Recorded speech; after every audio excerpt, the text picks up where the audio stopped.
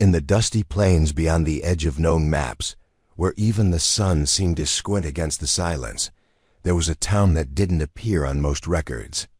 They called it Wren Hollow, a name whispered more than spoken, as if saying it too loud might wake something best left asleep. It had 2 streets, 1 saloon, and more graves than homes. No one came to Wren Hollow looking for redemption. They came because they'd run out of other places to go. That morning, the dust blew wrong-dotted, curled against the church steeple like a warning, scoured the windows of the general store, and pressed up against the wooden sign swinging half loose above the sheriff's office.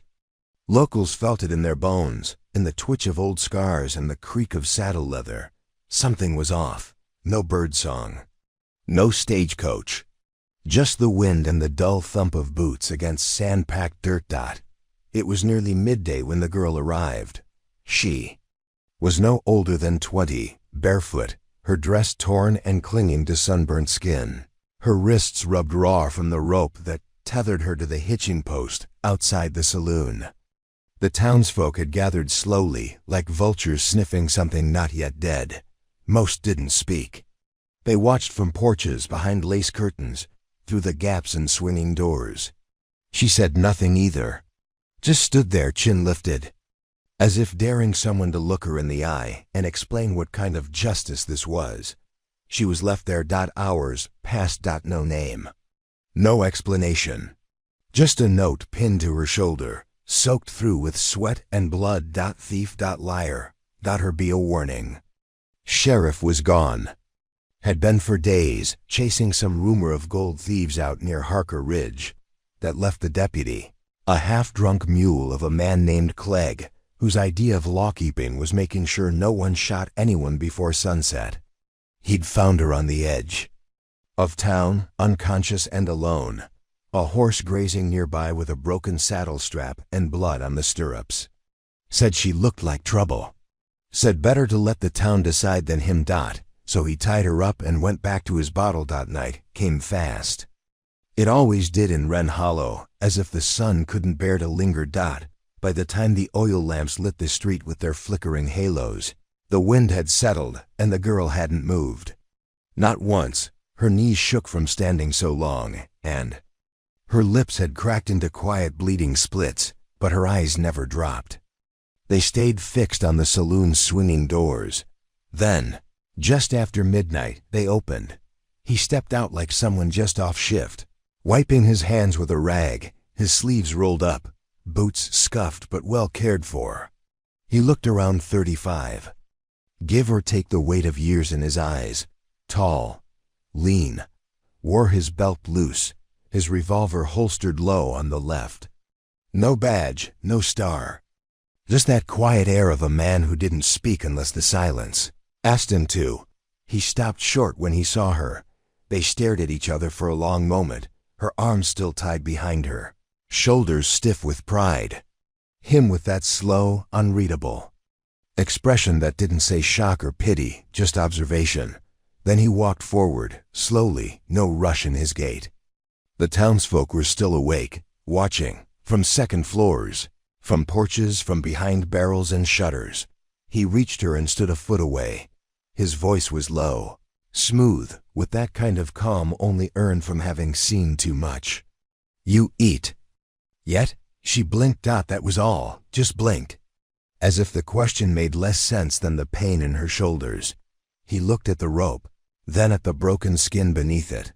Without waiting, he pulled a knife from his back pocket. Short, sharp, and clean. He cut her free. Gasps hissed through the crowd like snakes waking up. She swayed, but didn't fall. Her hands dropped to her sides, numb and purple. He caught her elbow gently. Come on inside. Get you something warm. She looked past him, to the watching windows. They think I stole, he nodded. They think lots of things. Doesn't make them true. Her voice cracked. You don't even know my name. Don't need it to feed someone. He guided her up the steps, past the hitching post, into the saloon. No. One stopped him. The saloon inside was low-lit and warm, wood-worn soft by years of elbows and boot heels. He settled her at the far table, the one nearest the stove, and poured coffee that tasted mostly like boiled tin. She drank it anyway, both hands shaking. He didn't ask questions. Just watched her drink. After a while she spoke. Name's Elia. He nodded. Cade, you the owner? Guess I am. She looked around. Doesn't look like much. That's why I bought it. She studied him. Why'd you untie me? He didn't answer right away. Then, because you looked like someone who's been tied up before. Elia flinched. Outside, the wind picked up again. In the corners of Wren Hollow, the air shifted. Eyes that had watched now turned away. Something had happened, something that couldn't be undone. And far beyond the edge of the hills, trouble stirred in the dark. Before we jump back in, tell us where you're from. If this story moves you, please subscribe. Tomorrow, I have a special story for you. The next morning began in silence. No rooster crowed. No dogs barked. The sun crept over the ridge with a kind of quiet hesitation, like even it didn't want to disturb what lingered in the air. Wren Hollow wasn't the sort of place that noticed mornings, but this one lingered. It sat heavy in the throat of every man, woman, and child who'd watched the girl tied to the post the night before, watched and done nothing. Inside the saloon, the girl named Elia sat at the same table, wrapped in a wool blanket and staring into the steam of a second cup of coffee. She hadn't spoken much since Cade untied her. Just a few clipped answers. Name, age, where she came from. All of it told like a confession she didn't expect to be believed. Cade hadn't pressed. He cooked her a plate of eggs and beans, then made sure the stove kept running hot. He'd seen the bruises on her back when she moved, shaped like a rifle stock and boot heels. And he'd seen worse. Elia finally broke the silence. They're gonna want to know why you helped me. He nodded without looking at her. He was scrubbing a pan like it owed him a debt. Let him ask. They think I killed that man, she said. The one they found near the canyon trail. His horse was mine. He was supposed to help me. Cade set the pan down. Then what happened? She hesitated. Her jaw worked like she had to chew the words before speaking. He didn't want to help for free. Wanted something first. When I said no, he took it anyway. Then tried to leave me out there. I grabbed his saddle gun when he turned his back. I ran. I didn't mean to. Cade said nothing. Not because he didn't believe her, but because he did. I thought if I just got to a town, someone would listen. But Clegg found me first. She lifted her arm to show where the rope had torn her skin open. He didn't ask much. Outside, the boardwalk groaned under the weight of approaching boots. Elia stiffened. Cade wiped his hands and turned. Stay here, he said. I'll talk to them. Deputy Clegg didn't knock. He never did. The door opened hard enough to rattle the windows. Behind him stood two ranchers and the town blacksmith. Men who hadn't had a problem watching a girl tied up for hours, but suddenly had opinions now that she'd been let loose. You got a minute, Cade? Clegg said like it was a courtesy. Got a dozen, pick one. Clegg smirked and stepped. Inside, we've been talking. This girl, she's not safe. Not for the town, not for the children. You can't just take in every stray that comes limping into Hollow like you run the place. Cade didn't blink. She's not a stray. And I don't need your permission to feed someone. It's not about food. It's about precedent. Cade took a step forward. He was still calm, still level. But the air around him shifted, heavy as a storm front. You gonna press charges? Bring something official? Or are we just having another one of your porch gossip? Trials? Clegg bristled. One of the ranchers started to say something, but Cade turned his eyes on him, and whatever was about to come out died there. Sheriff's back in a day or two. Clegg finally said. When he hears you took in a killer, he'll want proof, Cade said. And the law still runs on proof. Not on what drunk men whisper to each other. Clegg stepped back. You always did like playing the high ground, Cade. But don't. Forget who this town listens to when it comes to protecting their own. Then maybe you ought to figure out who their own are, Cade said softly. The door shut behind them. Elia hadn't moved. Her knuckles were white around the coffee mug. They'll come back. Let them. She stared at him. Why are you doing this? He poured himself a cup. Sat across from her. Because you remind me of someone who deserved better. It was 2 days before the sheriff returned. Sheriff Adley was a sun-wrinkled man in his 50s, with a limp. From an old cavalry wound and a reputation for being fair, but slow to act. He arrived dust-covered, tired, and with a saddlebag full of unsorted warrants. He listened to Clegg's version first. Then the ranchers, then the blacksmith. Then finally he came to the saloon. Cade met him at the door. She upstairs, Adley asked. Cade nodded. How's she doing? Like someone waiting for a hammer to fall. Adley sighed and stepped inside. Elia came down when Cade called, moving slow, wrapped in the blanket. Her face was set like stone. She told the sheriff the truth. Every word, no embellishment, no crying. Just facts, scraped raw. When she finished, Adley didn't say anything for a long while. Then, we found the man. Near the canyon, 1 shot to the back of the head. He had rope burns on his wrists and blood under his nails. Elia didn't respond. That sounded like someone helping a traveler to you, Cade. Cade shook his head. Adley took off his hat. What you did was self-defense, Miss Elia. Ain't no crime to run when you're bleeding. Ain't no crime to survive. Anyone says otherwise can come argue with me. He turned to leave, then paused. But I'd suggest not staying too long in Wren Hollow. Folks here don't forget fast. Especially not the things that shame them. She nodded.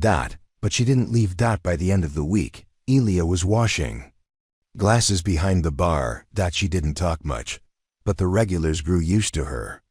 She poured careful drinks, didn't water anything down, and never flinched when men raised their voices. Cade never said it, but it was clear to everyone that she was staying. At least for now, then. One night, the piano stopped playing mid-song. The room turned quiet. The front doors opened, and 5 men stepped inside. Riders, dusty, armed, faces drawn tight with travel and malice. The one in front grinned with many teeth. Heard the Hollow got itself a little scandal. Girl who kills, bartender who saves her. Town too yellow to do anything. Cade looked up slowly from where he was polishing glasses. You lost? The man ignored him. Step forward. I'm looking for someone. Young woman. Red-brown hair. Scar on her chin. Goes by Elia. You seen her? Cade's hands never stopped moving. Plenty of women come through here. Not like this one. He pulled a folded paper from his coat. Threw it on the bar. Wanted for theft, fraud, and murder. Elia's face stared back. Rough sketch but unmistakable. The bar went quiet. Cade picked up the paper. That bounty? 10,000, the man said. Dead or alive. Elia stepped out from behind the shelves, her jaw tight, her shoulders squared. You want your bounty? She asked. Come take it. The man smiled. Then Cade moved. One moment he was behind the bar. The next he was standing between her and them. His gun wasn't drawn, not yet. But the air changed. No one dies in my saloon, he said. The man laughed. You gonna stop 5 of us? Cade nodded. If I have to. Then quietly, chairs scraped, boots thudded. One by one, the regulars of Wren Hollow stood. Miners, blacksmiths, old men with crooked spines and bad eyesight. But every one of them armed. Everyone standing behind Cade. The bounty hunters looked around. Weighed odds, recalculated. The grinning man sneered. Ain't worth it. He turned, walked out. The others followed. The doors swung shut. Elia stared. Why? She whispered. Cade holstered his revolver. Because this time, he said. No one looked away. The next morning, Cade found a bullet nailed into the saloon door. It wasn't a message so much as a reminder. a quiet threat dressed as a whisper. There was no note. Just the gleam of metal catching morning sun, driven through the wood with surgical precision. He didn't touch it.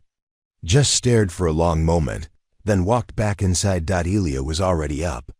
She'd been sleeping in the back room since the bounty hunters rode through. Refused the upstairs. Said it was too far from an exit. Cade hadn't argued. People came out of trauma different. Some with fists, some with silence. Elia came out scanning every window twice.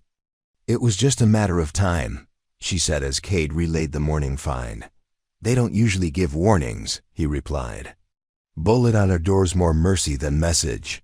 She nodded, but her jaw was tight. Could be Blackstone, she muttered. Or someone who wants the money and the satisfaction. Cade tilted his head. Blackstone, that a name or a place? Both. Man named Luke Blackstone runs an outfit between here and the canyon passes. Used to run stagecoach protection. Now he mostly runs threats. Puts bounties on girls like me to keep his men entertained. Cade studied her. And he's the one. Behind that paper? Elia hesitated. He would be. But he wouldn't send amateurs. He'd send his shadow. Cade set his coffee down slowly. His shadow, she nodded. Marin Cole. No one sees her coming. Bounty hunter, tracker, knife work so fast she makes guns look slow. He sighed. So now we're waiting for a ghost. Not waiting. Preparing. She pushed her plate away and stood. Her movements had steadied in the days since the saloon standoff. And there was something in her posture now, not flight, but steel. There's a cellar out back, Cade said. 2 exits. I can clean it up, stock food and water. I'm not hiding. Didn't say it was for hiding, said it was for surviving. There. Eyes held. Then, after a long breath, she nodded. That night, it rained. A rare thing in Wren Hollow. Thunder pealed across the valley like a preacher losing his patience. The saloon windows rattled in their frames, and the horses stabled behind the sheriff's office stamped nervously. Inside the saloon, business continued, if quieter. Fewer drunks, more long silences. Even the poker table had lost its appetite for noise. Word had spread, not just about Elia. About Cade. About the line he drew.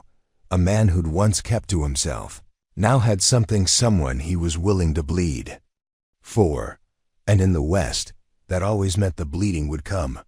Elia worked behind the bar now. No longer just washing glasses but serving. She watched the door like a hawk, and she spoke less than most women her age. But her presence added something the regulars hadn't known they missed. Cade sat in his usual spot, cleaning his revolver. He didn't do it for show, it was habit. A meditation of steel and memory. Doc Rowe came in just past 9. He shook the water off his coat like a hound and nodded at Cade. Bad wind, the old man said. Smells like rust and something worse. Cade poured him a drink. You saying there's a storm coming or just confirming there's one already here? Doc took the glass, sat at the end of the bar. You ever heard of the widow's hook? Elia paused in. The act of shelving a bottle. That a landmark or a story? Both, Rowe replied. Out near Widow's Ridge, there's a trail shaped like a scythe, narrow and high. One way in, one way out. They used to hang people there during the war. Quick justice, rough ground for ghosts, Cade frowned. What about it? Someone saw a rider on that trail. Woman. Black duster. No horse prints after hers. Just wind. Elia froze. Could be coincidence, Doc offered. Could be Marin Cole, she whispered. At midnight, the saloon emptied faster than usual. Not from fear. From instinct, the way animals know when fire is coming. Cade stood at the window, watching the boardwalk.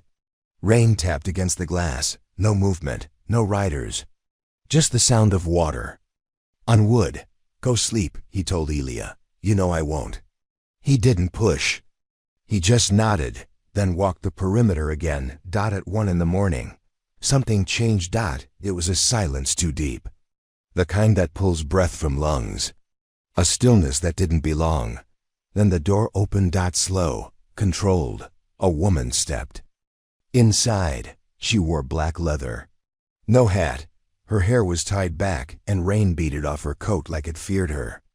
On her left hip was a knife so curved it caught the light even in the dim. On her right, a revolver with pearl grips. Elia didn't blink.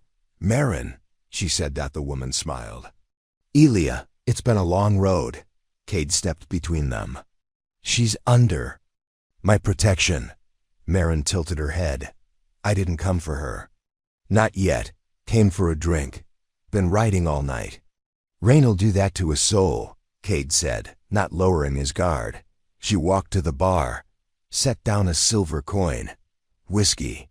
The kind you keep for your regrets." Cade poured. She drank. "This place got charm," she said. "Got ghosts, too." Cade didn't answer. She turned to Elia. 10,000 dead or alive. I'm not a monster girl.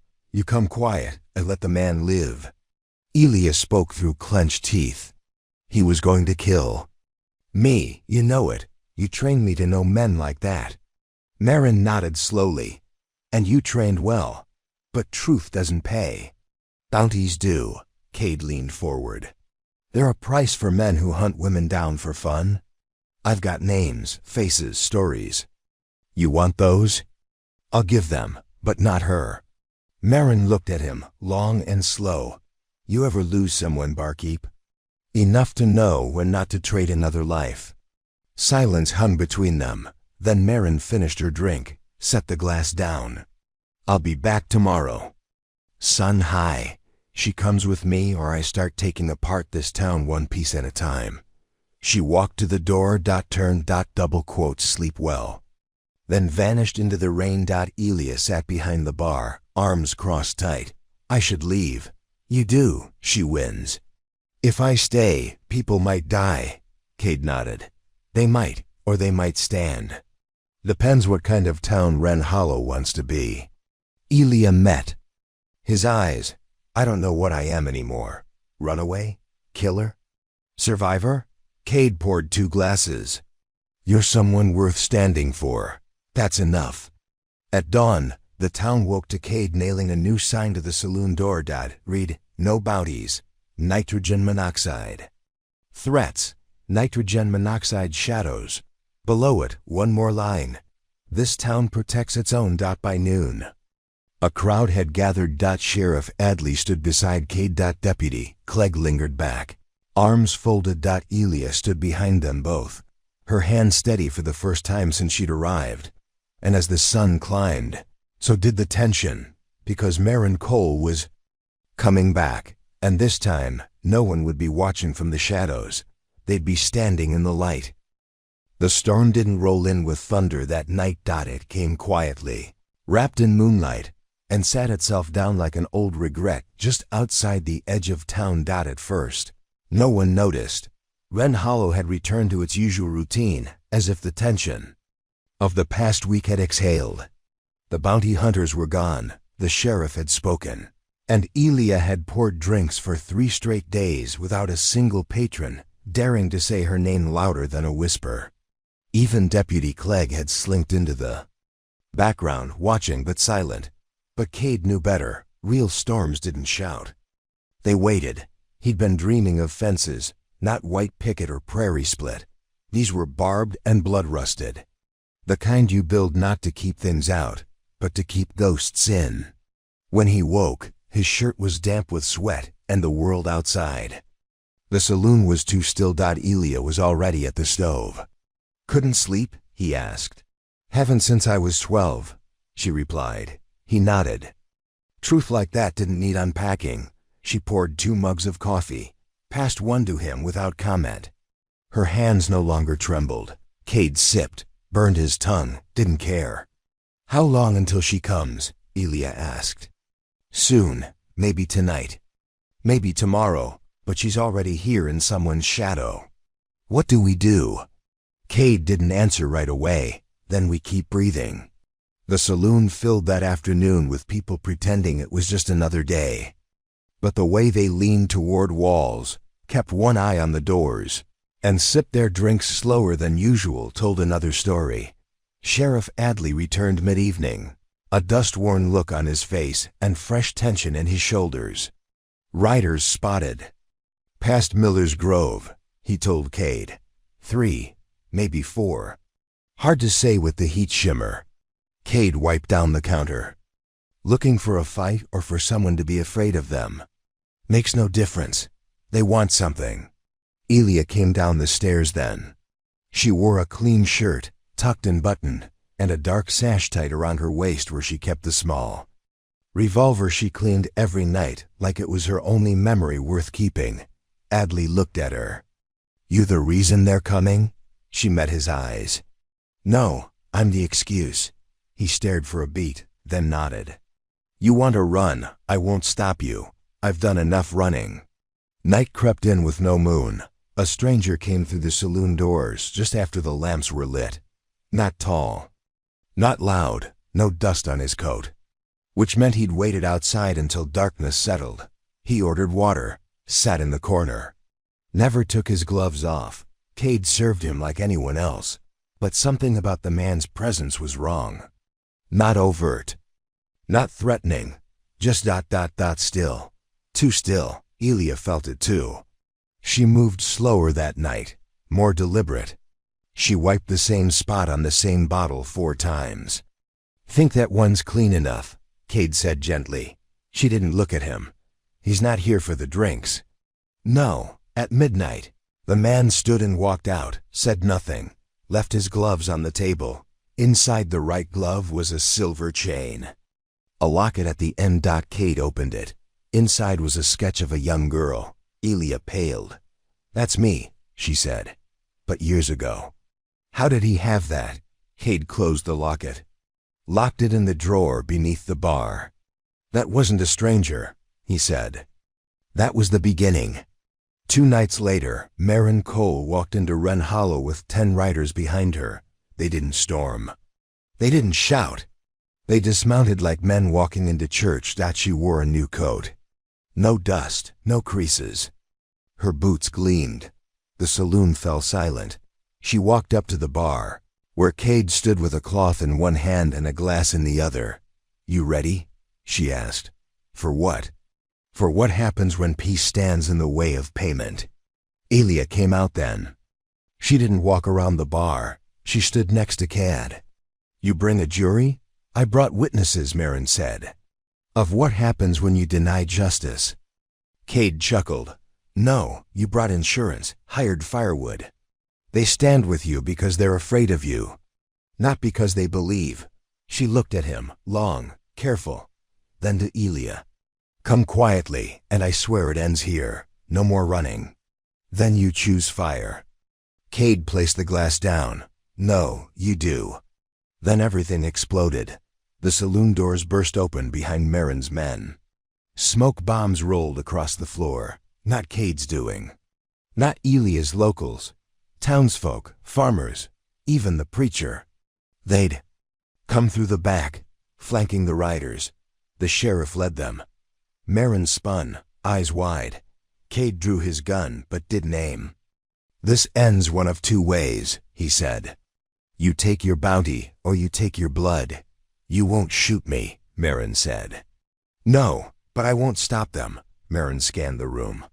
All around her, rifles, pistols, no gaps. She looked to Elia. This isn't over. Maybe not, Elia said. But you are. They left without firing a shot. Marin vanished into the darkness, her men scattering in 2s. The locket was still in Cade's drawer the next morning. They never figured out who left it. Or how. But they stopped wondering after a while, because Wren Hollow had changed. And sometimes, change was all the answer you needed. The story took us a long time. If you like it, subscribe. Now back to the story. The morning after Marin left Wren Hollow, the world didn't stop turning. It creaked along as it always had, but slower somehow.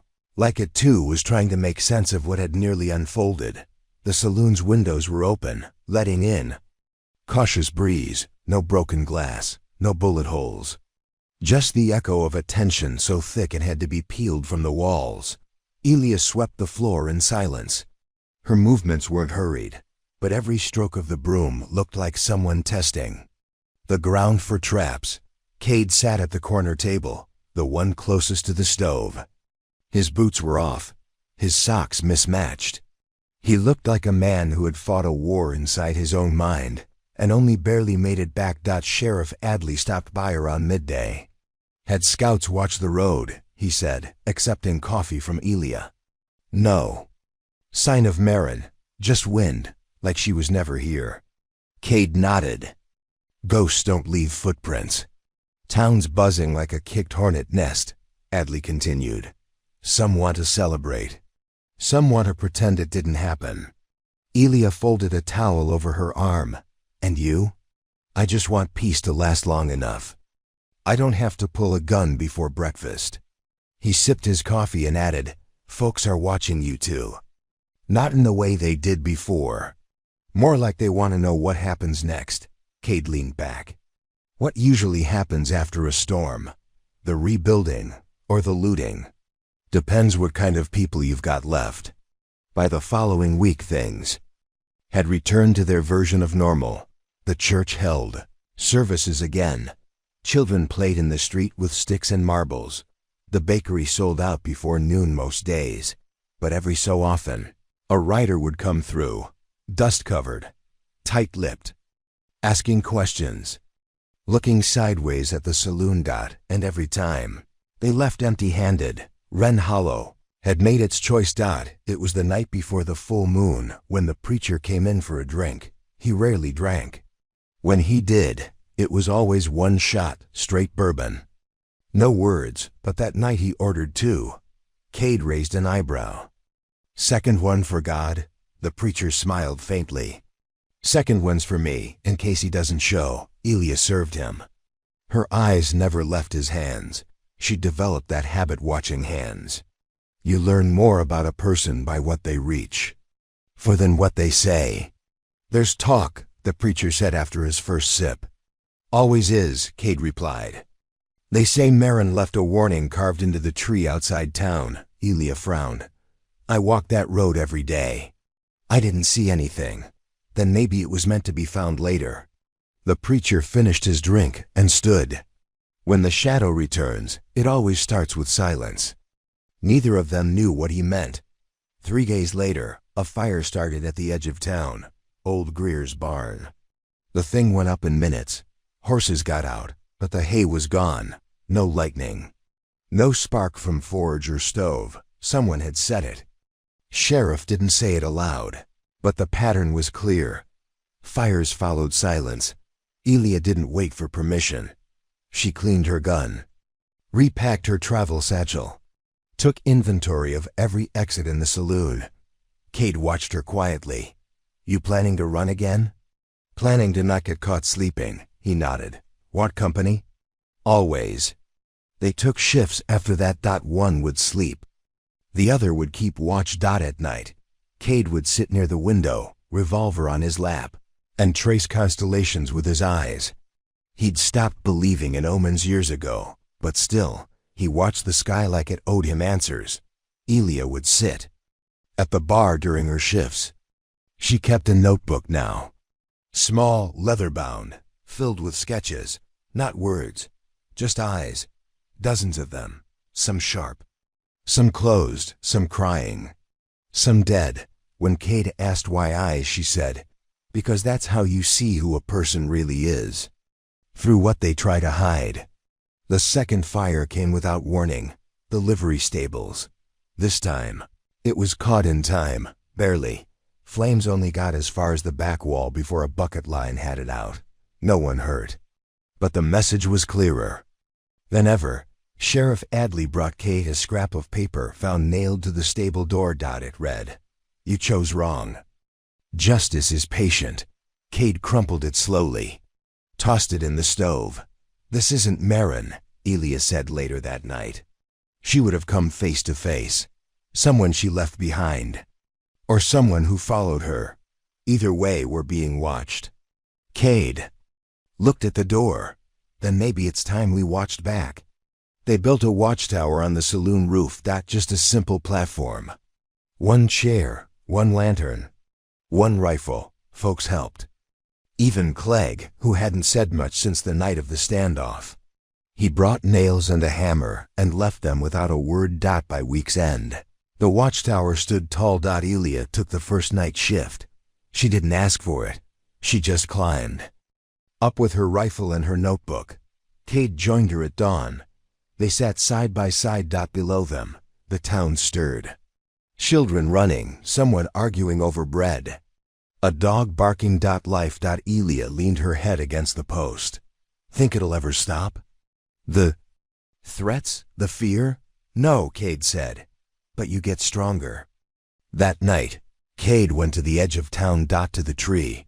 The one the preacher mentioned. He found it under the moonlight. And he saw the carving. 4 words.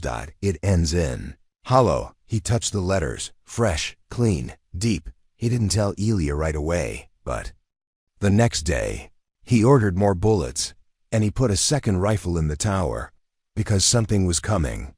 And this time, it wasn't just for Elia. It was for everything they had built together. This story took us a long time. If you like it, subscribe. Now back to the story. The sky turned yellow 2 days before the next fire. It was that strange, sickly hue that made the world look wrong, like something had been knocked loose behind the clouds. Birds flew in crooked patterns. Dogs howled for no reason. And people spoke with their heads down, afraid their words might carry farther than intended. Cade stood in the doorway of the saloon, coffee in hand, watching the light filter through a strange veil of dust and unease. Elia stepped out beside him, adjusting, the rifle slung over her shoulder. She was wearing the same coat she'd worn the night Marin arrived. She hadn't taken it off in 3 days. Wind's coming in wrong, she said. That's not wind, Cade replied. That's warning.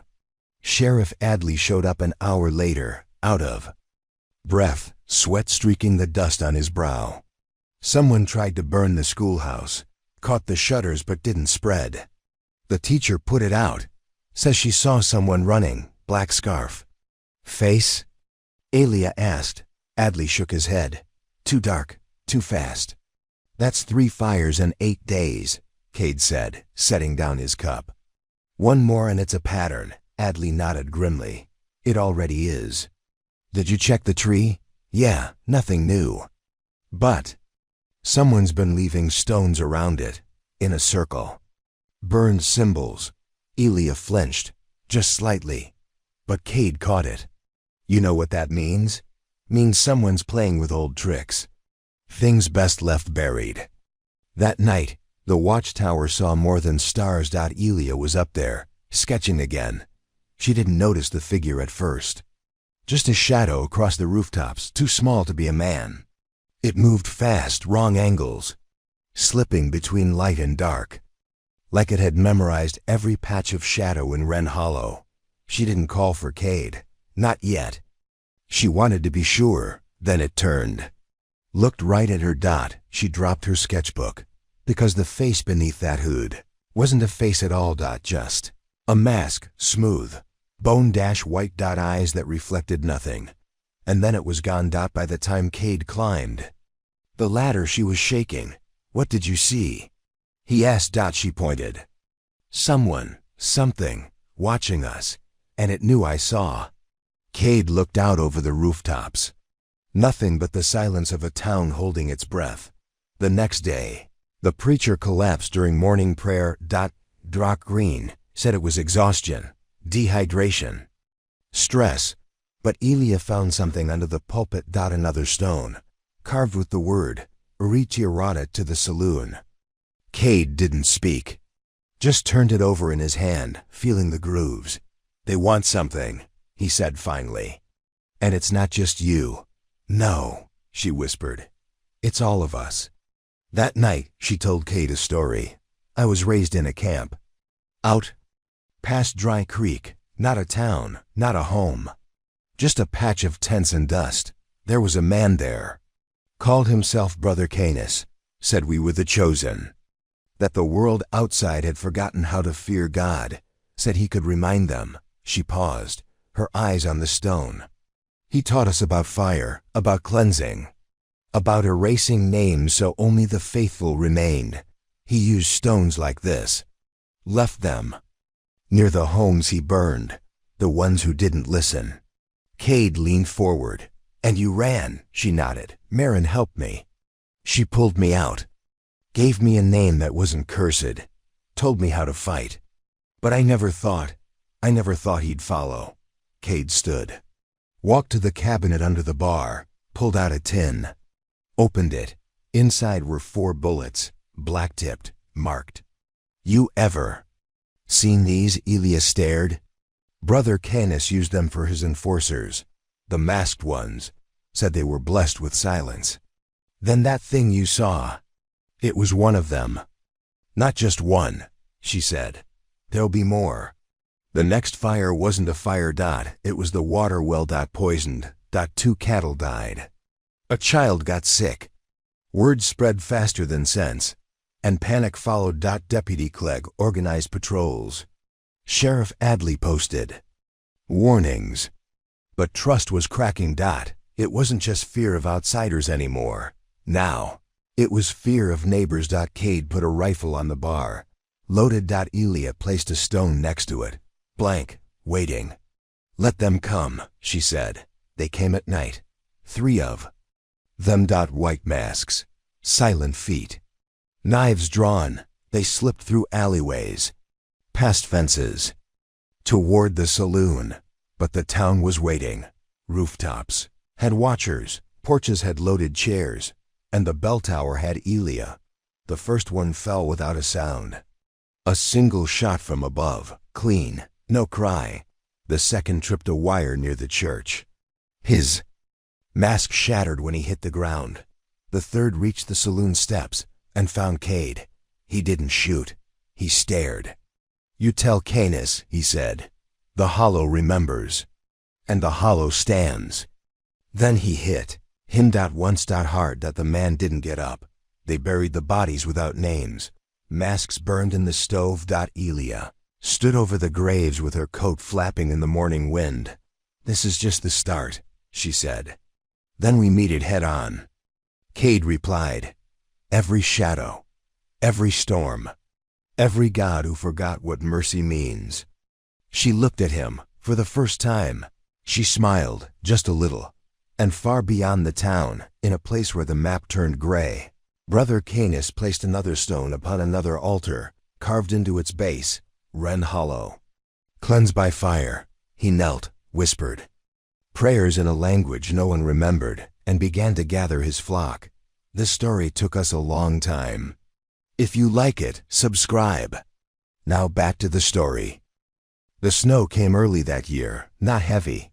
Just a thin curtain of white dust laid down like a warning across the plains. It didn't stick, not yet, but it silenced things, the creak of wagon wheels, the rustle of wind through brittle brush. Even the distant bark of the widow Hawkins' dog seemed swallowed whole. In Wren Hollow, people started locking their doors before sunset. Cade stood on the saloon roof beneath the watchtower, squinting into the silver horizon. There were no riders, no lights, but the land felt stretched, like something was coming that would change the shape of everything. Behind him, Elia paced the tower platform. She didn't speak, hadn't all morning. Just watched and walked, the rifle never far from her hand. How many do you think he has? She finally asked. Followers? Or killers? She paused. Does it matter? Not if they come with fire. In the church basement, Sheriff Adley gathered what he called the bones of a plan. There were 15 of them. Not just fighters, bakers, blacksmiths, a retired seamstress with a knife strapped to her thigh, Deputy Clegg, even the schoolteacher, who brought her own revolver and a notebook filled with charcoal sketches of the white-masked men. Cade stood near the door. We make the town hard to burn, he said. We flood the cisterns, sand the rooftops, build kill zones on the north and east approaches. Elia added, And we talk. We stop pretending this is just our fight. If Wren Hollow wants to stand, it has to stand together. Clegg grunted. What about the preacher? He ain't spoken since. The collapse, just stares, draws circles. Then give him paper, Elia said. Let him draw. Some messages don't come in words. The next stone appeared 2 nights later. This one was carved with a single symbol. AMATCHSTICK. It was left on the saloon. Steps below it. A circle of salt. Cade crushed the stone beneath his heel. Salt and ash, Elia murmured. It's part of the... Right.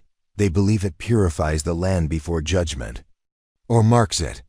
Brother Canis was on the move, somewhere beyond the flats. In a place without names, his camp grew. Bonfires lit like beacons. Chants whispered in syncopated rhythm, like heartbeats. Trying to summon something older than belief, he walked among them barefoot. Hair braided with bone charms. Robes stitched with scripture inked in blood. When he spoke, no one interrupted. The hollow defies us. 1,000 eyes watched him. It harbors the fallen. It shelters the unclean. His voice rose. It must be washed. In fire, back in Wren Hollow, Elia visited the preacher. He sat beneath the church bell, sketching circles. One inside the other, always tighter, always blacker. You know him, she said. He didn't look up. He came here once, the preacher whispered. Years ago, sold his gospel from a wagon. Left after the first family disappeared. What does he want? Control. Through fear. Through fire. He doesn't believe in salvation. Just submission. She took the charcoal from his hand, reached for a clean page. Then let's write our own scripture. They trained every night. In the cold, in the dark. In the wind. Children learned to spot smoke. The baker learned to throw knives. The blacksmith made more traps than hinges. Elia drilled the townsfolk with a discipline that made even Adley flinch.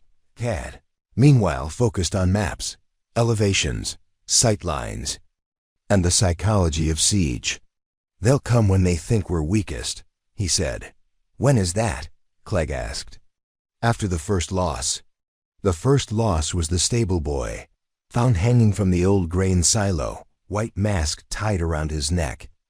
Not on his face, his hands were unbound. It wasn't a murder. It was a message. Cade cut him down. Elia carried the boy's boots in silence. They buried him behind the saloon.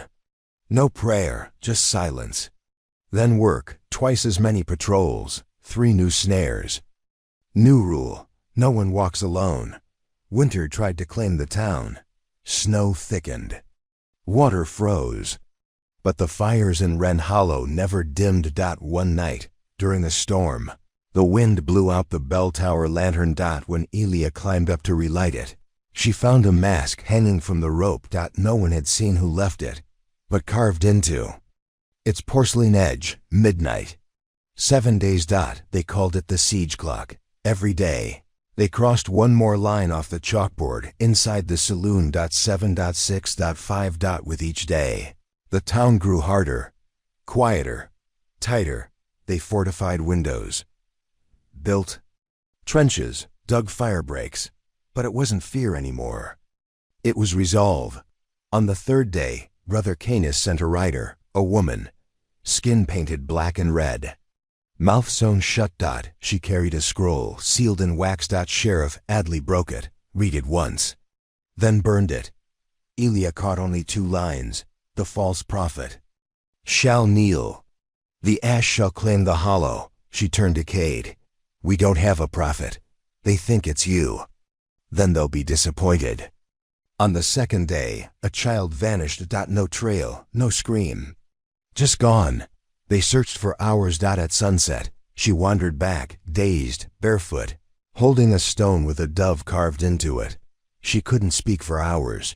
When she finally did, she said, he told me I was pure, that I could stay, but I said no. I said I wanted to go home. Elia wrapped her in a blanket. You did the right thing. He cried, the girl said. He said I reminded him of her. Of who? You. On the final night, the snow stopped, not melted, just ... Ended ... as if even the weather feared what was coming. They lit every lantern ... posted every guard, laid every last trap, and waited ... Elia stood in the bell tower, Cade beside her. Ready? He asked. She loaded her rifle, tied her coat. Let him come. Midnight rang across the hollow ... and in the distance, the hills caught fire. The story took us a long time. If you like it, subscribe. Now back to the story. The night the flames crept over the hills like a living tide, Wren Hollow stood as a fortress of light against the darkness. For hours, the townsfolk watched from every window and rooftop, lanterns burning bright in defiance.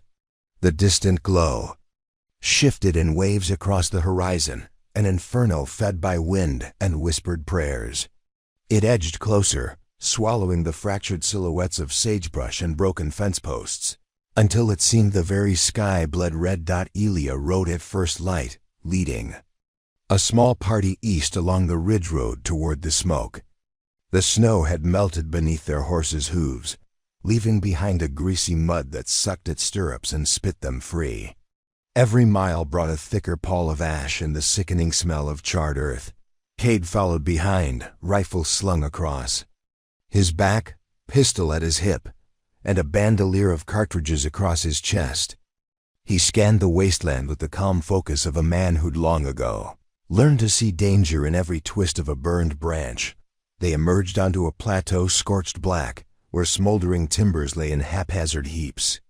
A single barn remained, upright, its roof buckled and sagging. The windows looked like hollow eyes in a skull. Nearby, the ground was etched with footprints, a dozen sets, all converging here and vanishing into the ruin. Elia dismounted and climbed atop the barn's lean-to roof, scanning the far edge of the plateau. There, through the haze, she saw movement, figures in white masks, kneeling around a stone altar set on a ring of scorched bones. In their center stood Brother Canis, arms raised, chanting in a voice that reverberated through the still air. Cade joined her, lifting binoculars. He peered through them, and his jaw tightened. They're performing a binding rite, he said, attempting to tether the spirit of this place to their will. If they succeed, the hollow will burn itself from within. Elia crouched low. How do we stop it? He exhaled slowly. One shot to the altar stone. She didn't hesitate. She slung her rifle and set the sights on the glowing core of the circle, a rune-etched boulder no larger than a man's chest. As she took aim, the figures lifted their heads, eyes blazing like embers. White masks cracked into unsettling grins. Brother Canis began to speak, his voice rising above the wind. Hear me, children of ashes.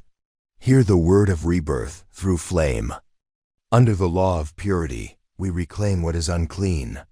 Wren Hollow will kneel, and the righteous hour shall begin. Elia's finger tightened on the trigger. Behind her, Cade's hand rested on the grip of his pistol. Ready. A single shot rang out. The altar stone shattered, splintering into the air like frozen lightning. The chanting halted. Masks turned. Figures scrambled for cover. Brother Canis stumbled from the circle, arms out, as if clawing at an unseen barrier.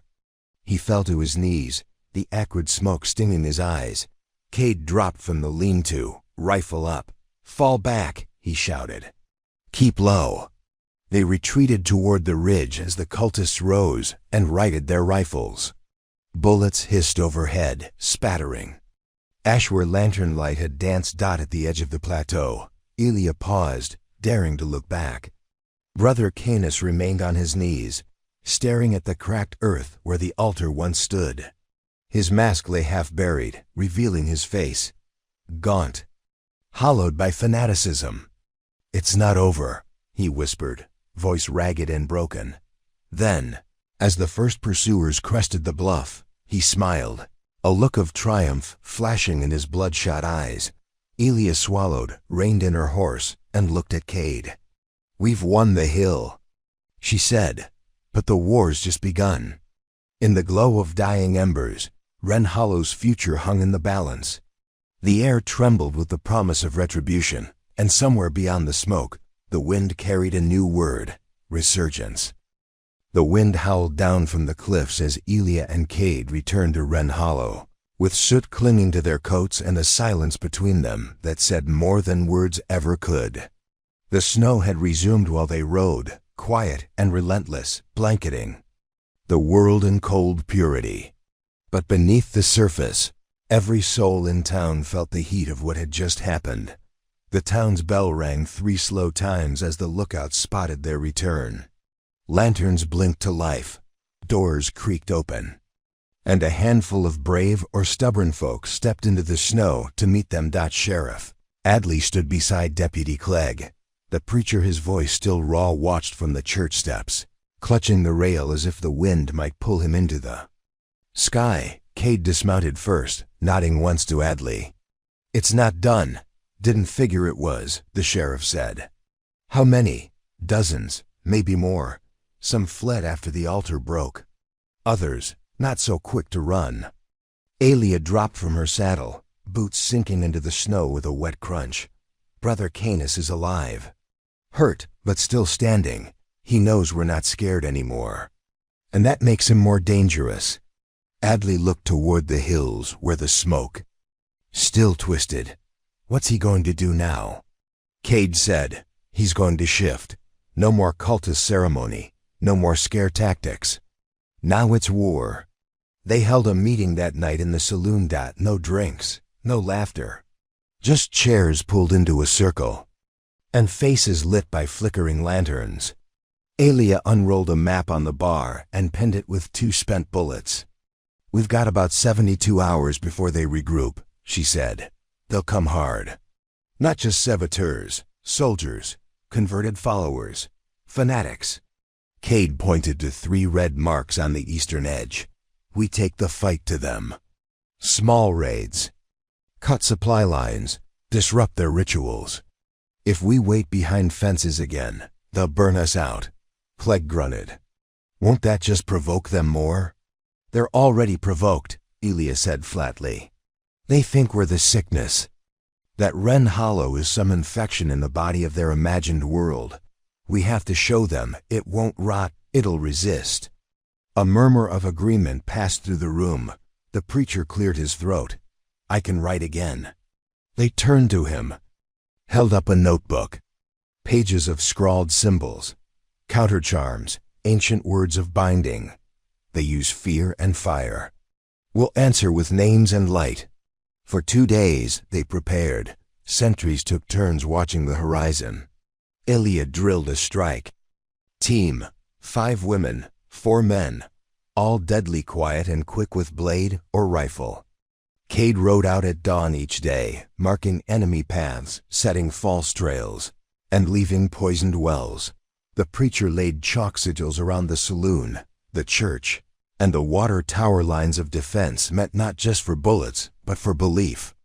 The second night, Elia stood over a makeshift forge behind the saloon, hammering iron nails into rows of blessed wood. "What are those for?" Cade asked. "If they breach the chapel, we trap the floor. These will slow them down. And maybe 1 or 2 will remember what pain feels like." Cade watched her work for a moment. "You think they remember anything human at all?" She paused. "I think they remember what it was to be afraid. And they hate us for still having that choice." The first strike came under a blood moon. 3 fires lit on the ridge by the time Cade and the strike team arrived. The cultists were halfway through constructing the second altar. Elia didn't wait. She shot the lead builder mid-incantation. Cade took out the watchman. Then the others moved like ghosts, knives flashing, boots silent. When it was done, only the fire remained. They doused it, but left one of the masked corpses behind. Hanging from the altar in warning. Canis received the message before sunrise. He stood beneath a blackened tree, arms bare, face washed in river silt. He didn't shout, didn't curse. He smiled. They learn, they evolve. To his left, one of his lieutenants, a masked man known only as Hollowjaw, asked, What now? Now, said Canis, we let the hollow believe it is winning.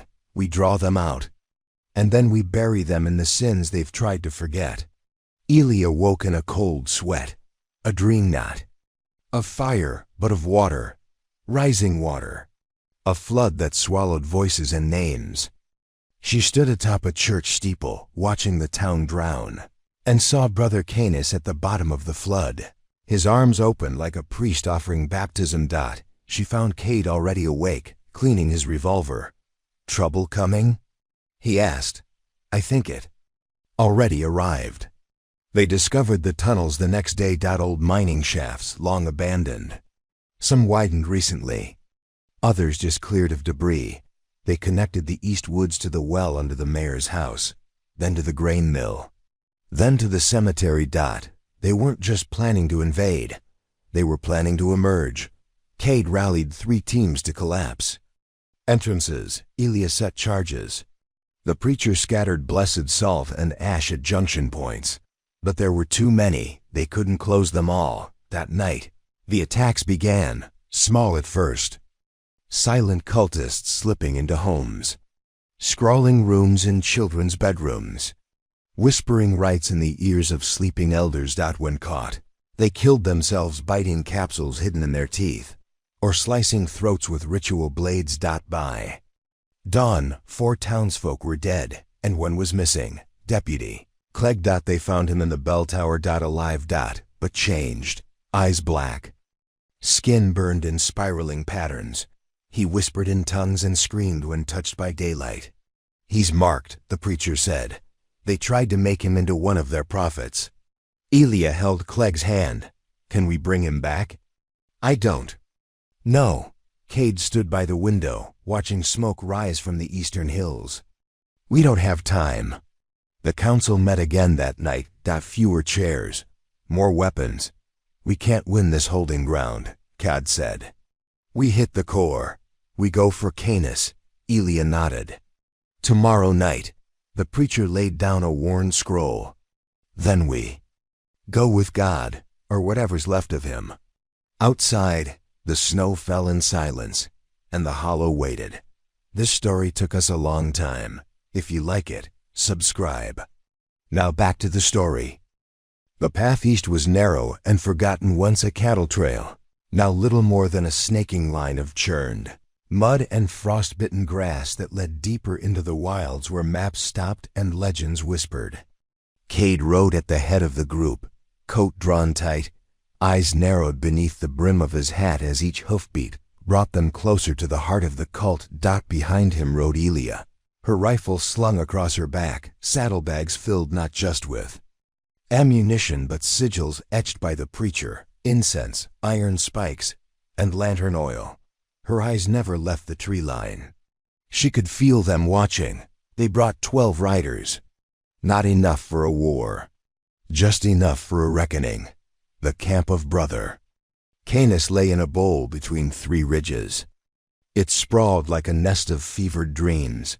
Bone totems swinging from trees, shrines carved into stone with nails and fire. Dozens of tents stitched from mismatched fabrics, some bearing old army insignias, others painted with faces that grinned. Like devils. At the center was the cathedral. Not built grown. Massive limbs of petrified wood, ribs of an ancient beast long dead. The altar glowed inside, cast in shadows that moved even when nothing else did. Brother Canis stood atop its steps. Surrounded by masked sentinels in robes soaked with ash. He raised a hand. Ren Hollow sends its ghosts, he called. Cade stepped forward. No ghosts, just judgment, Canis laughed. You came to die in the house of fire, so be it. He clapped once, and the ground answered. They erupted from the tunnels, masked, clawing, howling, dozens, then hundreds. The earth itself seemed to bleed fanatics. Elia lit the first line of charges. Flames burst upward in a wall across the ridge mouth, slowing the initial wave. Then the rifle spoke. Elia shot fast, reloading from muscle memory, eyes tracking movement. To her left, the preacher chanted over the bodies of 2 fallen hollowers. casting symbols into the air that burned gold and red. Held the line near the rear, cutting down those who slipped through the gaps. One masked figure lunged at him, young, a boy no older than 15. Cade hesitated, but only for a second. The shot rang out anyway. He didn't have the luxury of mercy. They pushed forward through the trenches, crossing a field where the cult had hung icons of saints upside down, bleeding ink from their eyes. One of the townsfolk, old Nate, the wheelwright, was pulled down by 3 cultists. They stabbed him, then each other. Elia shot all 4. No time to mourn. The preacher fell once, a knife slicing his thigh, but he rose again, quoting lines of scripture long erased from public sermons. Cade and Elia reached the cathedral steps. Brother Canis watched them descend. He removed his mask. His face was cracked. Not by age, by heat, exposure, time spent too long in proximity to madness. He held no weapon. "You want to end this," he said. "But it never ends. Fire is not something you defeat. It's something you become. That's where you're wrong." Elia said. She raised her rifle. "Fire dies, truth remains." Canis spread his arms. "Then burn with me." The preacher had followed them. He clutched a scroll written in blood and salt. "Get back," he said. Elia hesitated. "I can seal this place," the preacher said. "But I need you to live, both of you." Cade glanced at Elia. "We made it this far together," she said. The preacher shook his head. "Let the fire die here, not with you." Then he stepped onto the altar, chanted, and lit the scroll. The flame turned blue, then white. Then everything roared. They found themselves outside, thrown by force neither wind nor fire could explain. The cathedral was gone. Only ash remained in the sky. Smoke twisted into the shape of a dove, then scattered with the wind. Cade rose. Bruised but whole. Elia knelt beside the spot where the preacher had stood. A single rune burned into the ground. Freedom. They returned to Wren Hollow at dusk. Fewer than half of the 12 had survived. The town stood silent. Then, one by one, doors opened. Bells rang. Children emerged. Life, daring to continue. Cade stood in the center of the square, eyes on the horizon. Elia stood beside him. "It's over," she said. He shook his head. "No, but the fire's gone. And now we get to rebuild." She looked up at the stars. And for the first time in weeks, she saw no smoke, only sky. This story took us a long time. If you like it, subscribe. Now back to the story. Winter in Wren Hollow no longer stank of smoke. For the first time in months, the air was crisp with nothing but the scent of pine, snow, and breath warmed by hope. The town had not forgotten what it endured, but it had survived. And survival has a way of becoming sacred. Elia stood at the northern fence line, watching a new sunrise paint the sky in soft copper. Her coat was patched now, worn at the shoulders, and her boots bore the soot scars of old fire. But she was upright, steady, alive. Behind her, hammers rang. Children laughed. The church steeple had been rebuilt taller than before, and the bell now sang on the hour. Every hour a defiant hymn to presence. Cade walked up the trail, saddlebag slung over his shoulder, rifle across his back. "Thought I might find you here." She glanced at him. "You always do." News came in from the west trail. Caravan from Dry Creek made it through. No signs of masked riders. No burnt trees. Just winter. She nodded. "Good. The land needs time. We all do." They called it the rebuilding. What began as patching roofs turned into laying new foundations. Families returned. Others arrived, strangers who heard of a town that didn't burn. They brought stories, skills, songs. The saloon hosted dances again. The school reopened. The widow Hawkins remarried, but the scars weren't just physical.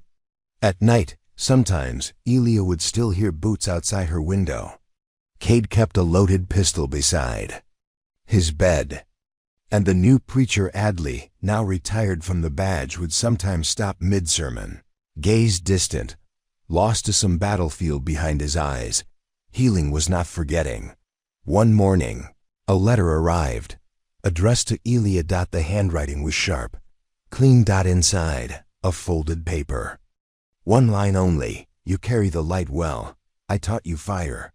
You gave it purpose. M." She smiled, then burned it. Spring thawed more than snow. In April, a writer brought word that the last remnants of Cain's followers had scattered. Some wandered into the mountains. Others were found and taken in. Not every mask hid a monster. Some hid fear. Cad spoke to one, a girl no older than 16, found half-starved by the old mine trail.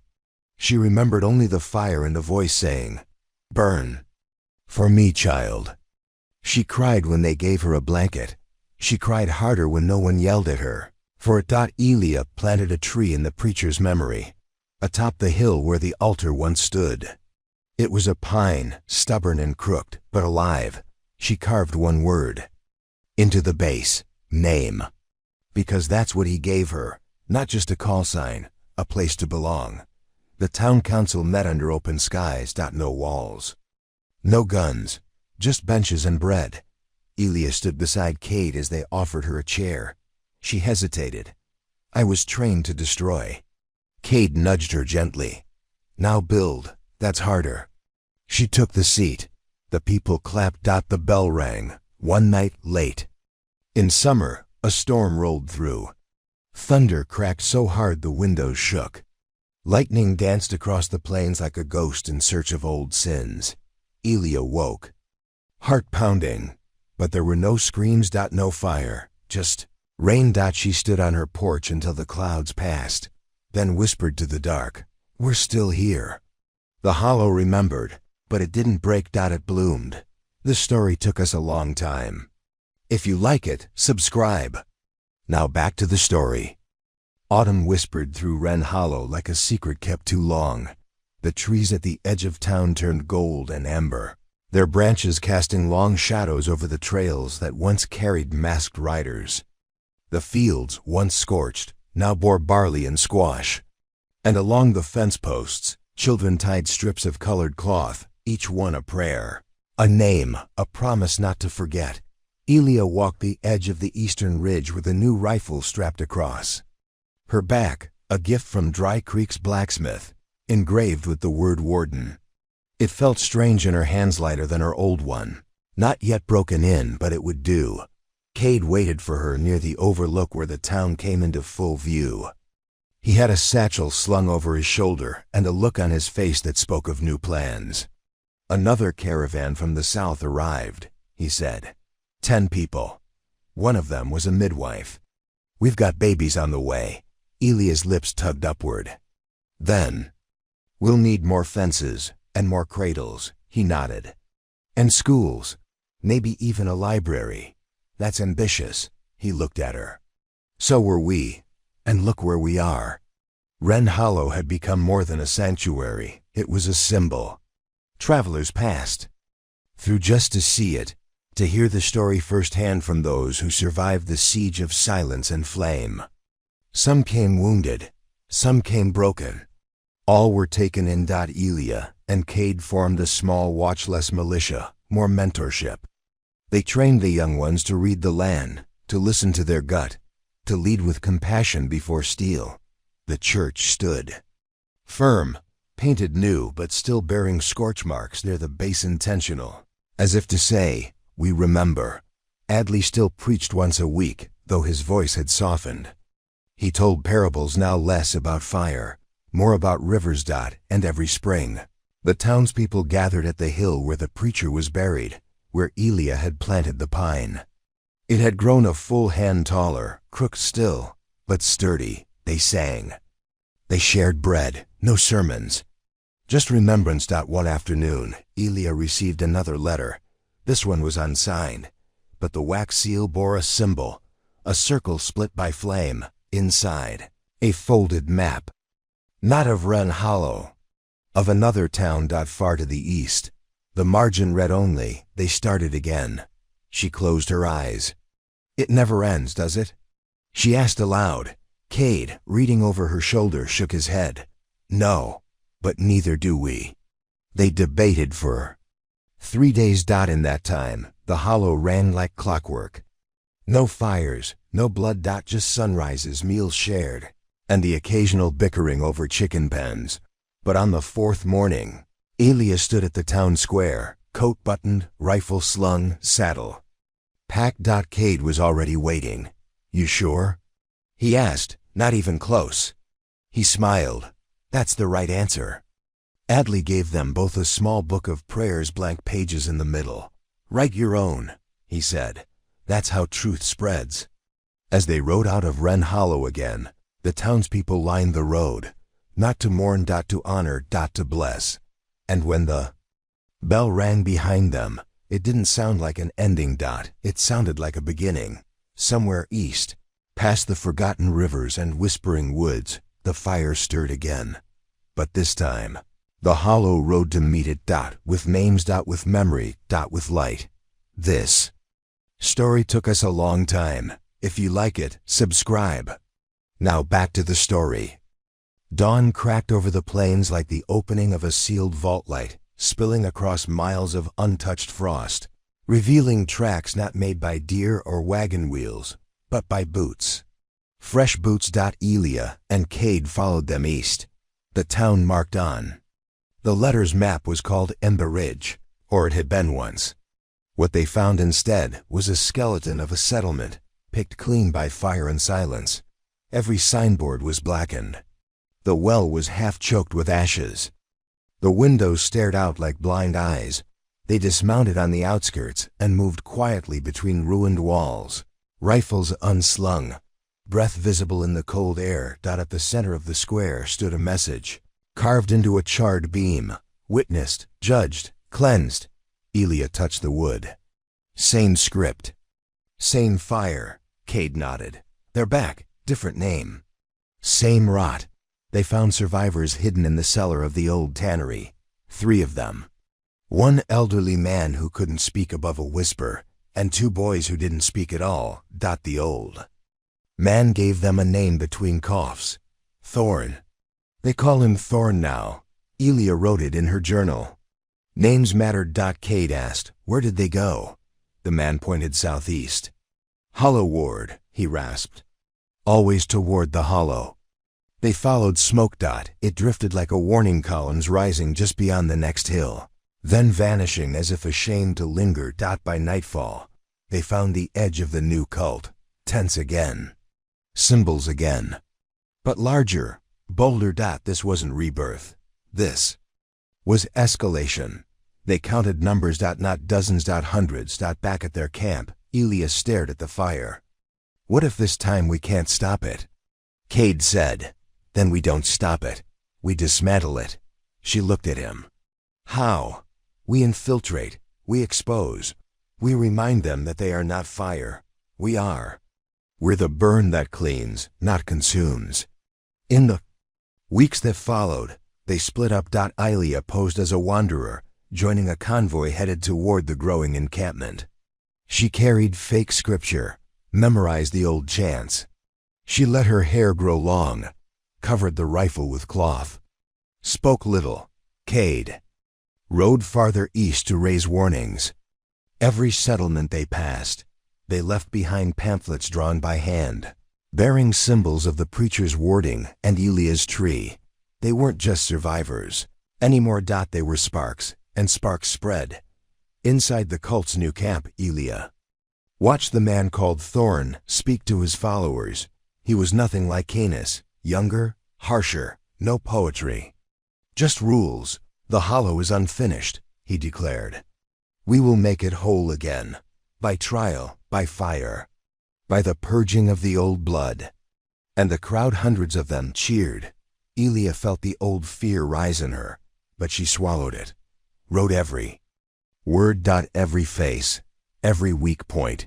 One night, she found the storage room. Inside. Weapons, masks, rations, maps, one marked in red. Wren Hollow, final right. She stole it. And ran. Cade met her under moonlight, 2 days later. They're planning an assault, she said. Bigger than before. Final. He unfolded the map. Then we don't defend.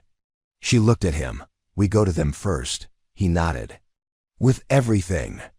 We've learned. Everything we've become. We turn the hollow from a town into an idea, and we carry it like a weapon. In the distance, fire crackled, but now it wasn't theirs. It was ours. And it was coming for them. This story took us a long time. If you like it, subscribe. Now back to the story. The first time Elia heard Thorn speak in person, she was perched atop a bluff, half buried in frostbrush, her breath visible in the cold. Below her, the cult's congregation was gathered around a newly raised spire of bone and timber. It rose like a broken finger toward a sunless sky.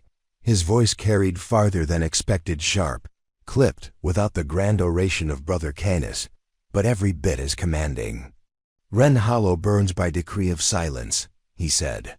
We do not ask, we do not warn, we cleanse. The crowd roared. Elia's fingers clenched the frozen grass. They were moving faster than she and Cade had expected. Back in the woods, Cade waited with the rest of their makeshift alliance, a ragtag assembly of fighters, witnesses, and 2 women from Embarrage who'd escaped through an old root cellar with their child. He's accelerating, Elia said when she returned. Cade nodded. We either warn Ren Hollow now, or we make our stand here. We're too far to reach them before Thorn does. He looked at her, eyes steady. Then we bleed them now. They laid traps.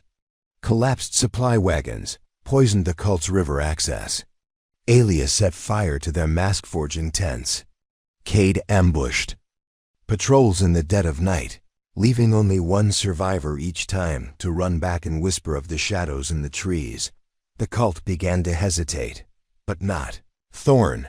He moved his followers into tighter formation, began marching them in columns, sacrificed his injured to feed morale. Each act stripped away any illusion of ideology. This was war. Their final play came on the banks of the dried-up Marrow Creek. Elia and Cade's alliance had swelled to nearly 30, a mix of farmers, runaways, ex-soldiers, and 1 bitter priest who'd buried 2 sons. Thorn brought 300. They met at dusk.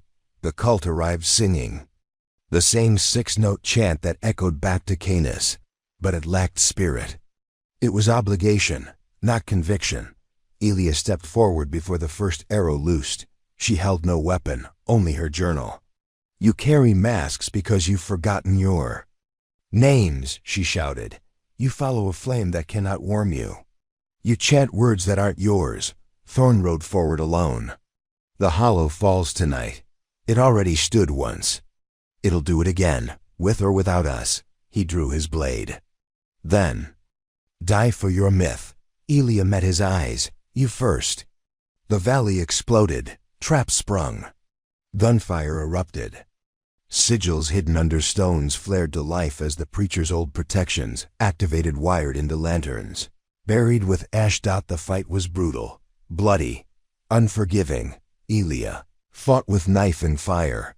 Cade held the line at the narrowest pass, where a single defender could slow a wave. Thorn carved a path straight toward Elia. They met amid the chaos, steel against steel. Name against oblivion. He called her weak. She broke his jaw. He slashed her side. She shattered his knee. He raised his blade one last time. She didn't flinch. Cade fired. Thorn fell. Silence. Then the cult fractured. Without a head, it scattered. The valley emptied of purpose. Only the survivors remained. That night, around a fire built with no fear, Elia opened her journal. She wrote a name at the top of a blank page. Thorn. Ended. Then below it, Hollow. Carried. She passed the book to Cade. What now? He asked. She watched the stars. Now we teach. Now we remember. Now we write new pages. And from the ashes of one fire, 1,000 lights began to spark. The story took us a long time. If you like it, subscribe. Now back to the story. The trail home was different. Elia and Cade rode west not as scouts or exiles, but as something new. Not soldiers, not saviors. Survivors reshaped into founders. They didn't speak much on the ride back to Wren Hollow. Words had done their part. Now, silence held reverence. When they crested the last rise and saw the town laid out before them, its steeple catching the morning sun, its fields flecked with green and gold, they exhaled as one. The bell rang just as their horses stepped into the main street. And from every door, someone stepped out. Adley greeted them with a book in hand, the same blank-paged prayer journal he had given them. Now filled. You wrote your truth, he said. Cade nodded. And we lived it. Elia dismounted and embraced the old preacher. She whispered a word into his coat. Safe, he whispered back. Whole. The hollow had changed. New homes dotted the outskirts. Children ran in pairs instead of alone. The church now doubled as a schoolhouse. The saloon had a reading room. The forge had taken on 2 apprentices, one of them a girl who wore her father's boots like armor. Elia and Cade stood outside the old sheriff's office. It had been repainted. The sign above the door now read, "The Watch, Light Before Flame." Inside, the desk sat empty. Elia looked at Cade. We swore we wouldn't lead. We're not. We're holding space for what grows next. They took turns patrolling the borders, not out of fear but habit. The hollow was quiet now. But they'd learned. Peace is a thing you tend, not a thing you assume. One evening, a writer arrived, young, scared, carrying a scroll wrapped in hide. Elia opened it by lantern light. Inside, another map. But this time, it was different. A network of towns, each one marked with a small hand-drawn flame. Not warnings. Witnesses. People who had risen, names they'd never known, but who knew theirs. At the bottom, a line of script. We remember the hollow. Adley passed in his sleep that winter, peaceful, no pain, no fire. The whole town walked behind his casket, past the pine tree that now stood tall and twisted in all the right ways. They buried him beside the preacher. No stone, just the sound of wind in branches. That night, Elia lit a lantern in her window. Not for mourning. For continuity. Spring came fast. And with it, a new caravan, families, a teacher, a former mapmaker who brought blank parchment and wide eyes. We heard of you, he said. We heard you made it through. Elia welcomed them at the gate. We're still making it, she said. Want to help? The hollow grew. Slowly. Steadily. It was no longer just a place. It was a verb. To hollow. To hold space for others. To offer light without asking for return. And as the years passed, children grew up never fearing the dark, because they were taught names before silence, because they had memory before fire, because once, a woman with no name chose to stay and fight, and because she didn't do it alone. One last note arrived, this one from no sender, just a piece of birch bark. Burned at the edges, on it, the fire is watching. Elia folded it into her journal. And closed the cover. Then, without a word, she handed the journal to a girl in the watchtower. Start from your part, she said. The story's yours now. The girl nodded. And wrote, in a town forgotten by time, where trouble rides in with the wind and legends fade slower than scars. This story took us a long time. If you like it, subscribe. Thank you for staying with us. The seasons turned as if stitched by steady hands. Wren Hollow, once a name whispered in fear, had become a waypoint first for the wary, then for the hopeful. By the 4th spring since Thorn's fall, a traveler could walk from the eastern lowlands to the bitter pines and find no fewer than 7 settlements flying hollow-style lanterns. Not as tribute, but as kin. Elia sat beneath the old pine, knees drawn to her chest, eyes closed against the breeze. It was quiet here, not empty. Just still. The kind of stillness that came after a storm and stayed because it had earned the right. Cade approached from the south trail. holding a package wrapped in canvas and tied with twine. He dropped beside her with a grunt and offered it without. Speaking. Inside was a book. Its title was burned into the cover, The Hollow Doctrine. She opened it. Inside, her words. Cade's sketches. Margins scrawled by townsfolk, travelers, children. Some pages were stained by raindrops.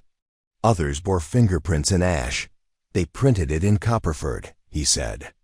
Said it's been copied to 3 territories already.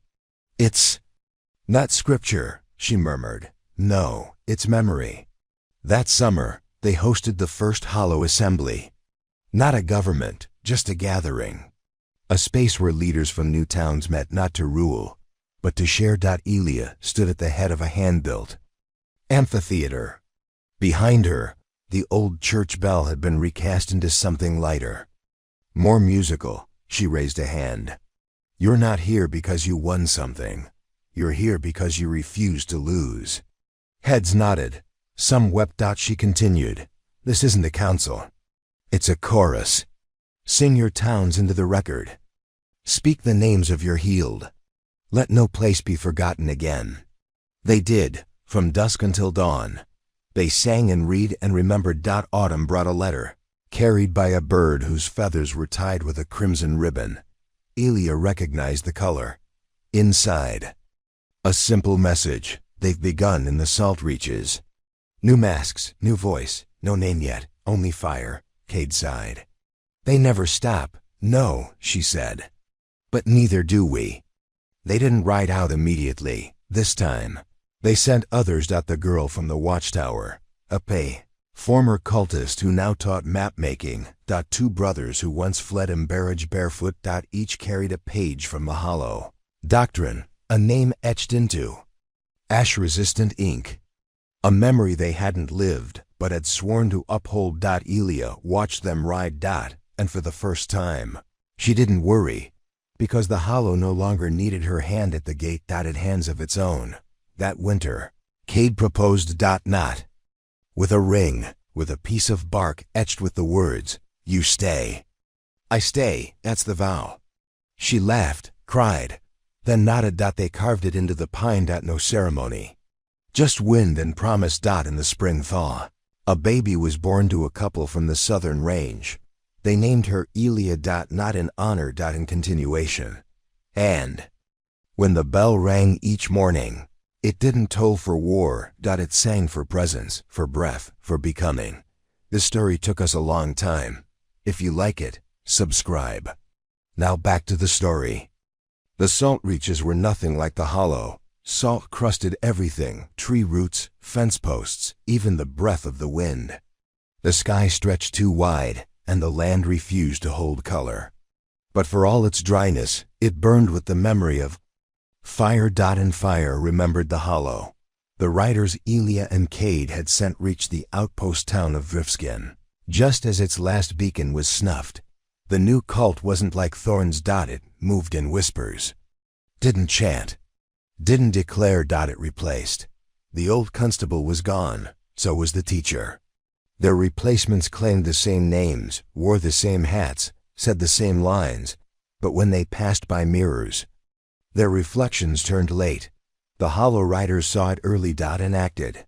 3 days later, smoke curled above Driftskin, but not from fire, from signal. Elia and Cade received the coded message tucked in a reed-wrapped box. Rot beneath skin. Burnt. Away. Hollow echoes. Cade read it twice, smiled. They did it. Elia pressed her fingers over the words. Not alone. The watch expanded. Not with soldiers. With memory-bearers. They didn't carry weapons. They carried journals, seeds, bells, and names. They entered a town, and if the wind shifted wrong, or the sun didn't rise in the right part of the sky, they asked questions. Then they listened, and if they found the fire sleeping beneath, they didn't shout. They wrote. They whispered. They taught. The Hollow wasn't just a place. It was a method. Back in Wren Hollow, Elia sat with a group of 6 children beneath the pine. Tell me a time the fire told the truth, she asked. One boy raised his hand. When it burned our barn, but Left the shovel, so we rebuilt. Another girl said, when it took the masks. Left the people. Elia nodded. Now tell me when we told the fire something back. Silence. Then the smallest child said, when we didn't run. That's right, Elia whispered. That's hollow. That night, she opened her journal again. She added a new entry. Salt reaches, echo held, fire reformed. No masks remain. Then names gathered. Thistle, Rowan, Fen, Una, Marway, Lorne. She paused. Then added, future holders. A storm came hard that spring, lightning, wind, and hail thick enough to strip bark from trees. Half the town gathered inside the church. Cade stood at the window. Used to be, storms like this meant fire. Elia stirred a pot near the hearth. Now it just means rain. Outside, a lantern clattered but didn't go out. The bell stayed silent. A traveling archivist arrived weeks later. He wore round spectacles and spoke in long-winded metaphors. But his cart carried books from coastlines the Hollow had only ever dreamed of. He called it the gathering wind. And in his stories he mentioned distant fires, some old, some just begun. Elia listened, wrote them down. She asked him, why keep track of places you've never been? He answered, because memory is how we build paths without walking. Cade chuckled. Sounds like Hollow. The archivist smiled. Then maybe Hollow was always bigger than here. Elia and Cade stood again on the ridge that overlooked Wren Hollow. It had grown, not wide, deep, a place of stillness, of becoming, of witness. We won't be here forever, Cade said. We were never meant to be, Elia answered. He reached into his coat and handed her a wrapped bundle. Inside, a blank journal. She ran her fingers across the cover. Time to let them write the rest. Time to let them burn the right way. In the salt reaches, a child was born during the first true rain in years. They named her Hollow. No surname. No title. Just light. This story took us a long time. If you like it, subscribe. Now back to the story. The fire changed. It no longer roared. It watched. From the shadows of distant places, snowed-in gulches, rust-covered rail yards, and cities forgotten by maps. It moved like old breath through new mouths. Not loud, not declared, but persistent.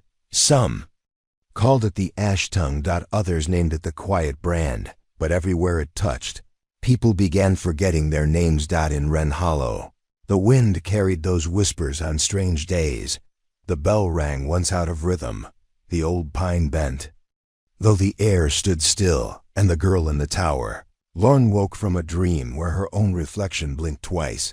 She wrote it down and brought it to Elia. Elia, now gray at the temples and slow to rise, turned the note over and over in her palm. It's not the same fire, she said. Cade poured tea. But it's a fire. Worse, Elia whispered. It's smoke, it clouds, it dulls. She turned to Lorne. Get the others. Bring the doctrine. Bring the names. We write this down before it forgets us. They gathered in the watch hall by oil light, 12 from Wren Hollow, 8 from the river town of Varn, 1 from the peaks of Stonewake who'd ridden 5 days without rest. Each told stories of slippage. Boy who stopped answering to his name. Mirror that fogged even without breath. Songs that used to heal now stirring unrest. And always silence afterward. A hush too heavy. Elia stood before them all.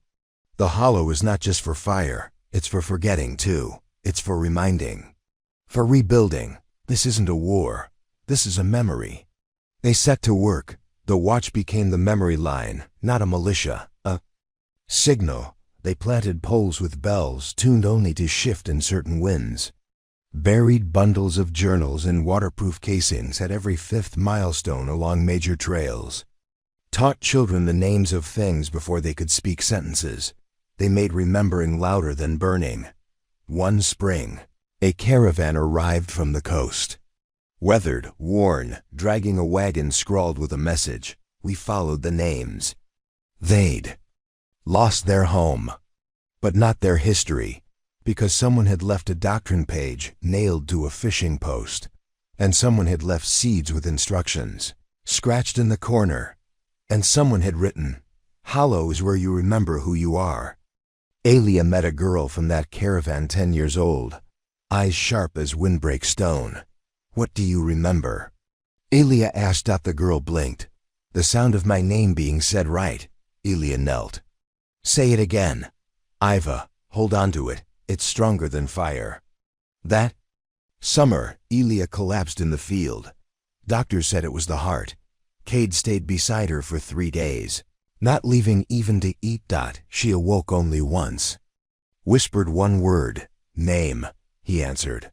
"Still yours." Still spoken. She smiled and passed. The whole town stood still. The bell didn't toll. It sang, 3 notes, once, a name into the sky. Then silence. Cade didn't speak much after. He returned to the pine. Each morning. Sometimes wrote, sometimes stared, but when new riders came, he always stood to greet them, always said, "You're not lost. We remember." And every now and then, he'd hand them a journal, write it down. All of it. In a town near the northern salt flats, someone carved a phrase into the arch of their gate. "We are what remains. We are what names remember." When Cade saw a sketch of it, he smiled, then packed his coat and rode east. The story took us a long time. If you like it, subscribe. Now back to the story. The east was stranger. Cade had crossed salt flats, dry forests, and riverbeds that bled steam.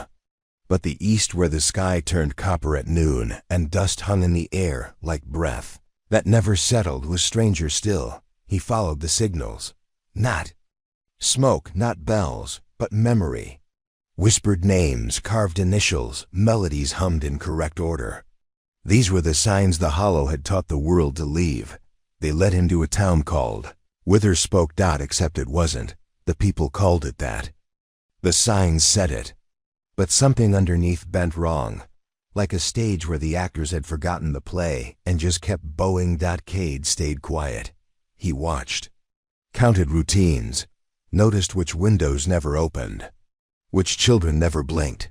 He dropped a doctrine page in the well bucket, watched who fished it out, who ignored it. He scratched 3 lines in the dirt. Behind the bakery, someone erased them before dawn, and when he whispered his own name aloud in the square, the wind hissed. That night he left, outside the town, in a barn hollowed out by age and moss.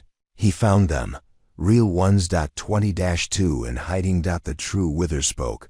Their town had been overtaken by something nameless, something that wore their faces. "We tried to burn it out," one man said. "Didn't work. It doesn't flinch at fire." Cade nodded. "That's because it isn't fire, it's absence." He passed around blank journals. "We write it down. All of it. No detail too small. And we pass it." "To who?" a girl asked. Cade smiled. "To each other. To anyone still real. We turn our names into anchors." In the weeks that followed, Witherspoke's memory multiplied. They wrote and carved and sang. They painted murals on the inside of the barn. Every night, Cade read one story aloud. One true story. And slowly, the false town lost grip. The mirror. People hesitated. Some flickered. Some vanished. One tried to cry. Couldn't. And then one morning, the real Witherspoke walked back into its bones. Cade stood at the well, the same one he'd dropped the page in. This time, the water reflected him, blinking, breathing. A boy stepped beside him. "What do we call ourselves now?" Cade handed him a journal. "You write that name. I'm just here to make sure you get the chance." He wrote on. Next was Breskar, then the ridge towns, then the flooded flats. Everywhere he found echoes, not of fire, not of violence, but of silence trying to thicken. Everywhere, he answered with names. With memory. With paper. Back in Wren Hollow, Lorne rang the bell in 3s every morning. Then read aloud from a book of births. Each child's name, each new word, People stop to listen. Because when you speak a name, you keep it. When you share it, you root it. One day, a letter arrived from Cade, ink smudged, but firm. I found something older than forgetting. A story so long, they buried it beneath stone in silence. I'm going after it. Might not return. At the bottom, keep speaking. Lauren pressed the letter to her chest. And ordered 100 blank journals. Bound. She taught a new ritual to the children before they slept. They would whisper their name, then one truth from the day, then one name they'd heard spoken by someone else. The hollow had become more than a memory. It was a chain. Each voice linked to the next. In a cave so far east, the stars reversed. Cade lit a lantern and began to read. The story was older than flame, but it remembered. So he wrote it down, and somewhere distant, quiet, the bell rang once. In his name. His story took us a long time. If you like it, subscribe. Now back to the story. The cave whispered. It wasn't a voice. It wasn't even language. Just the soft tension of memory stored too long. Cade sat cross-legged in the hollow chamber, the lantern flickering against stone walls, etched with carvings older than ink. He read aloud in low tones, pages from the past and present. Not to remember. To awaken. He spoke the names of cities erased by time, people lost to stories left untold. Songs that had once been lullabies and warnings all at once. The walls answered. In echo, not loud, but true, and that was enough. Far away, Wren Hollow stirred. Lauren stood at the watchtower's peak, her hand resting on the bell's rope. Below, the town had grown again. Not wider, deeper. Generations layered into habit, story, soil. She looked east. He's close, she said aloud. No one responded. She rang the bell. Not 3 notes. 4. For return. Cade stepped from the cave days later, gaunt but burning bright in the eyes. He had no journal left. He had used every page. Instead, he carried a bundle of stone carvings, etched with everything he'd learned. He returned not to Hollow, but to a gathering. An assembly. They met now every 3 years. More than towns now, whole regions, whole systems. Hollow had become a framework, a way of being. He walked into the circle and laid the stone pages down, then said nothing, because they already knew. They rose, and each one added a piece to the circle, a bell, a book, a name. The ceremony that followed wasn't a coronation. It was a telling. Cade stood beside Lauren. She held a child on her hip, and that child spoke first. My name is Hollow. Then another stepped forward. My name is Firebutt. I remember. Then a third. My name is Wind. I carry what you pass. Dozens came forward. Not to prove. To continue. Later, beneath the pine tree, Cade sat once more. It was taller now, split into twin trunks. Lauren sat beside him. We still writing? She asked. Cade smiled. No, we're being written. She looked up at the branches. What comes next? He shrugged. Whatever they choose, but we taught them how to remember. That was always the fight. In a village along the northern glacier edge, a child found a buried journal. She opened it. Read. Then whispered her own name for the first time in weeks. Somewhere south, a trader passed a bell strung with 3 notes. He rang it. No fire answered, just a voice. We know who we are. And in the last pages of the Hollow Doctrine, now replicated 1,000 times, scattered like seeds, someone had written, the story never ends. It roots, it echoes, it becomes. We are the ash that remembered to bloom. The bell of Wren Hollow tolled once. And then fell silent. Not for ending, but because the names had all been spoken, and nothing, not even forgetting, could unmake that. This story took us a long time. Thank you for staying. If you remember any of it, say the name, say your own, say someone else's. That's all the Hollow ever asked.